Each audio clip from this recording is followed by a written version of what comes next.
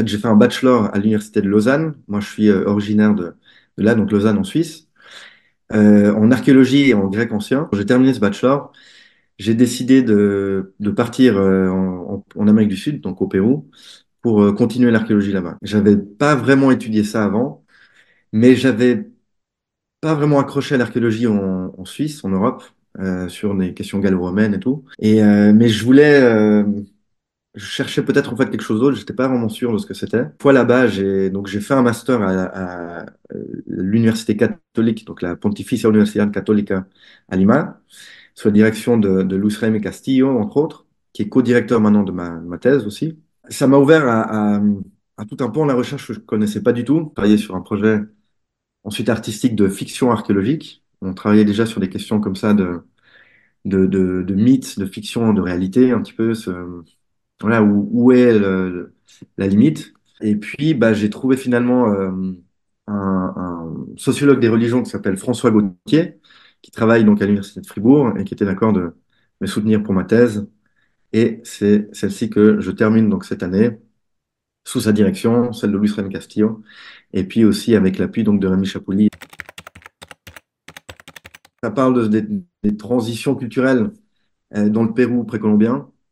Donc spécifiquement entre les mochicas qui sont développés entre le début de l'ère et puis 850 après Jésus-Christ et les Lambayeque, donc qui sont développés juste après. Ma thèse vraiment se porte sur les mécanismes sociaux euh, qui sont en marche à ce moment-là en fait. Qu'est-ce qui se transforme?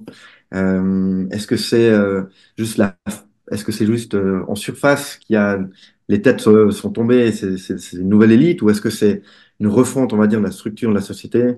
Est-ce que la religion prend le dessus? Est-ce qu'elle change aussi? Est-ce que c'est seulement le politique, etc.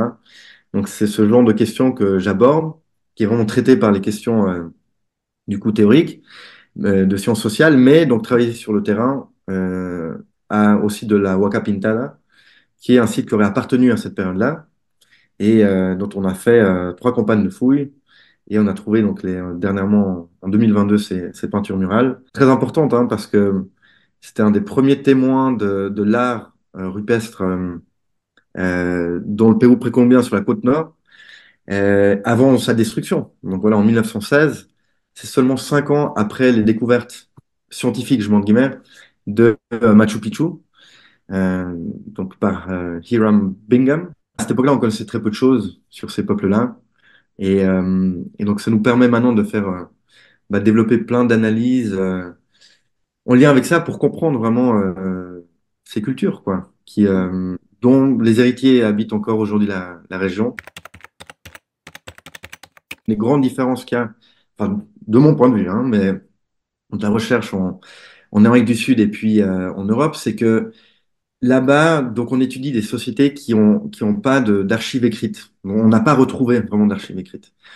Et ça change tout dans notre perception de l'histoire et tout, parce que, en guillemets, l'histoire n'a pas été écrite par les gens qui ont vécu cette histoire. On part, nous, je vais pas dire de rien, mais disons que l'archéologie va prendre en fait une importance vraiment très particulière parce que les moindres découvertes peuvent jouer un rôle dans la manière de comprendre l'histoire. Ok. Alors qu'en Europe, et c'est pas un jugement de valeur du tout, évidemment, mais en Europe, bah, on a beaucoup de textes, c'est une richesse incroyable. Mais grâce à ça, ben, on va se baser sur des récits et des choses qui sont déjà en guillemets établies. On va avoir des textes déjà de l'époque classique en Grèce, même à l'époque sumaire, etc. Et ça nous permet d'avoir une archéologie qui vient conforter ou, euh, ou l'inverse. Mais disons que ce sera toujours en relation avec les textes. En Amérique du Sud, pas, enfin au Pérou surtout, c'est pas vraiment le cas. Et surtout pour les sociétés donc pré-Inca, parce que les Incas, donc, on les connaît bien parce qu'ils étaient là quand les Espagnols sont arrivés et ils ont fait la conquête donc du continent, enfin de l'Empire Inca en 1532. Et les chroniqueurs espagnols ont beaucoup parlé des Incas à cette époque-là. C'était pas le cas pour les sociétés avant les Incas. Ce qui fait qu'on est obligé d'avoir une approche très multidisciplinaire, à vraiment lire sur la sociologie, l'anthropologie, la linguistique historique, la philosophie, enfin tout ce qu'on peut, l'ethnographie évidemment, parce que la, la, la mission, entre guillemets, qui est presque impossible à faire, c'est pas seulement de parler en fait de processus historiques, mais c'est presque de recréer des cultures, des visions voilà, de la vie, c'est-à-dire des paradigmes, de comprendre les mythes, les mœurs, les traditions, etc. Et en fait, c'est un énorme challenge, quoi.